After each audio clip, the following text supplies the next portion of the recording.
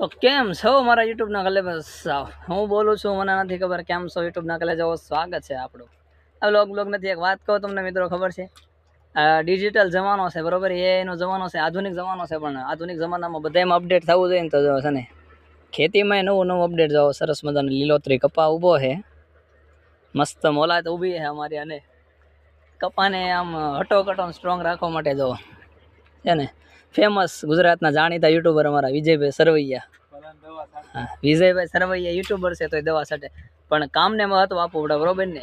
Social media છે આમાં બરોબર, આપણે યુટ્યુબર હોય કે ન હોય પણ કામને મહત્વ આપવું જરૂરી છે. જો આધુનિક ટેકનોલોજીથી સજ્જ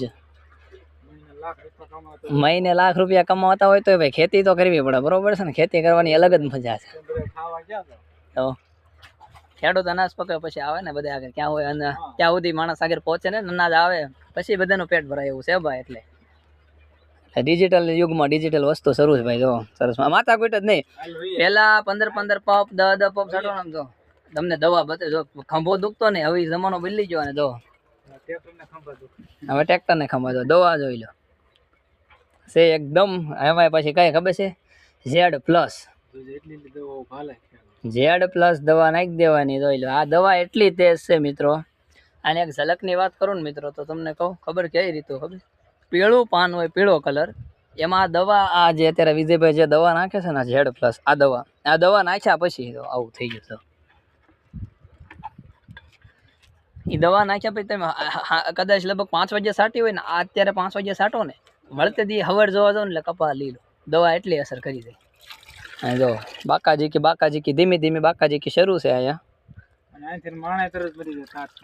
હા, ઇન્સ્ટન્ટ જેને ગુટલો ભરવો હોય તો પી શકે. બાકી Z+ છે કે શું છે વિજયભાઈ?